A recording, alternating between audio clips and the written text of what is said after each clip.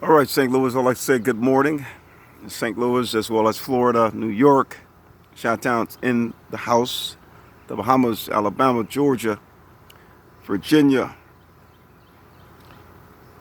We have so much to talk about today, but I want to first start off by saying Happy Father's Day to those of you that are fathers. Make sure you put in the time to take care of your children, your family. That's very important. Also, there are some mothers that are taking on the responsibility of both roles. I'd like to say Happy Father's Day to you as well. I would also like to thank you all. As you know, my daughter Zion had her reveal on yesterday, and that's right, Zion and Gabe are having a baby boy. So Noah's gonna have a little cousin in October, and I'm looking forward to taking my new addition to the family to Starbucks, just like I took Noah to Starbucks, and we're gonna hang out, and we'll get a chance to hang out together. You'll see them both together. I appreciate you all sharing such a wonderful time with my family and I. I didn't get a chance to thank you all. I know there were so many that came and said congratulations to Zion and Gabe, but I want to take this time to say thank you. I also want to say that it's imperative that it's good to have fun, but more importantly, we must come to the realization and understanding of what is actually going on, because we can continue to have the fun that we're having, but yet neglect the fact that we are still traveling in the same trajectory that we've been traveling since this world was created. And the question would be is, do we truly understand what is going on? Do we understand how the universe works? Do we understand how the mind works? Do we understand planets and stars and galaxies? Or are we just winging it, as they call it? I want to believe that the reason we have not yet reached a level of full understanding is because we don't understand ourselves. When we get to a point of understanding ourselves, I'm one to believe that we would have the necessary power in order to understand things outside of ourselves. Until then, you're not going to know, because you're going to need the power to be able to process the data and information that you will need in order to be able to see deeper into truth. And thus far, we have not been seeing deeper in truth. It appears as everything works. It appeared that it works. We've come up with semiconductors, transistors, computers, cell phones, satellites, trains and planes. But more importantly, we still have to take into account that we're killing one another. We have wars and rumors of wars. We have conflicts in Africa, conflicts in America, conflicts in Russia, conflicts all over this world. Not only that, there are communist countries. And the question we must ask ourselves, why and how can we be so wicked to be able to do the things that we've done? Even when you go back to slavery, how could a people be placed in slavery? I want to believe the reason that has taken place, along with other things, it's not the person that put the person in slavery. We must understand you're not fighting against a person, you're fighting against a system. It's an algorithm, comparable. It's comparable to being in a video game, a virtual reality game. You in the game and you're of the game. However, as a result of being of the game, you're not going to know that you're trapped in the game. So we must begin to understand that we must strengthen in mind to understand how to defeat the game, the system. The question we must ask ourselves, are we truly looking from inside ourselves outside? Subsequently, we're seeing a picture of what's really inside of us. Is it possible? No different than a CD. You can literally put a CD inside a video, a VCR or CD recorder, and look at it. And you could look at it for hours and see how broad and vast the material is. Is it possible that we as humans are doing the same thing? We are that digital device that's looking and observing what's happening on the inside, outside, and subsequently we are all fused together at the molecular subatomic level, unbeknownst to us, because we hadn't reached a higher level of awareness to know that that's what's actually taking place. And considering we haven't reached that level of intelligence, we are so far from knowing the truth that we are in the world and of it.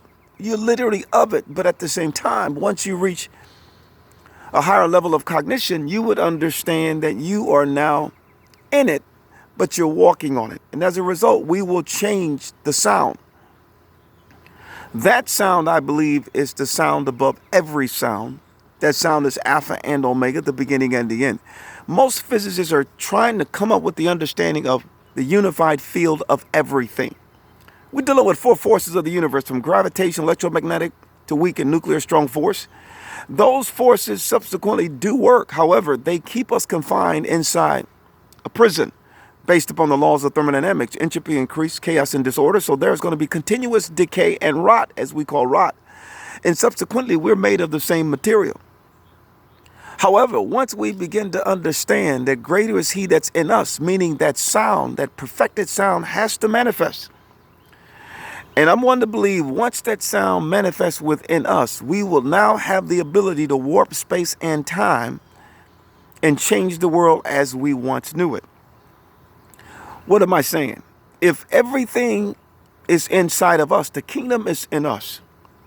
And as a result, we are an observation of what's in us. If we hadn't completely completed the cycle, we're only going to see what we currently see, and everything remained the same, which is the world that's incomplete. However, once we reach a level of exponential growth, they call the Planck constant 10 to the negative 33. In other words, the singularity, as they call it, but they can't perceive beyond it because they have not the intellect to know that there's something beyond what they currently see. You can't even perceive nor think what's ahead if you don't have the power to think. But once you get the power, you now have an understanding of what you never understood. And as a result, races, as we know, races will change. There wouldn't be black, white, blue, green, and or polka dot. We will all be one, a perfect sound at the micro, molecular, subatomic level. There wouldn't be wars and rumors of wars. There wouldn't be rapes and murders and pillage. There wouldn't be violence and anger. There wouldn't be droughts and people that suffer from starvation. There wouldn't be 150,000 people dying every day, 50 plus million people dying every year. The reason that wouldn't take the place because the sound will change. And that sound must change in all of us. And if that sound doesn't change, everything unquestionably, undoubtedly will be and remain the same. In closing, I'm one to believe that we created false religion, false doctrine based upon us trying to find ourselves, but we had the low-level mind that was incapable of understanding what it understood. So as a result, we believe that it was about Muslims, Buddhists, Hindus, Christians, etc. That's not the case. We are all one at the micro. So as a result, you got Christians fighting against Christians, Catholics, Pentecostal, Buddhists, Hinduism, Jehovah's Witnesses. But at the same time, all are dying, all are decaying because we never reached the perfect sound to understand that we were all following trajectories towards nowhere.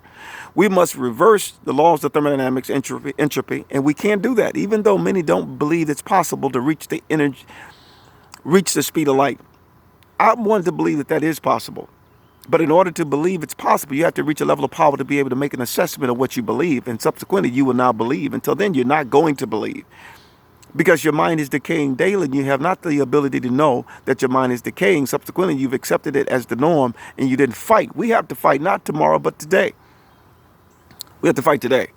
We are that light that's sitting on top of the hill. We are that star. We must shine. And as a result of us shining, we will produce so much love radiance, the world will change. And based on what you see now, will no longer currently exist. It will reach its perfect state and we will become one.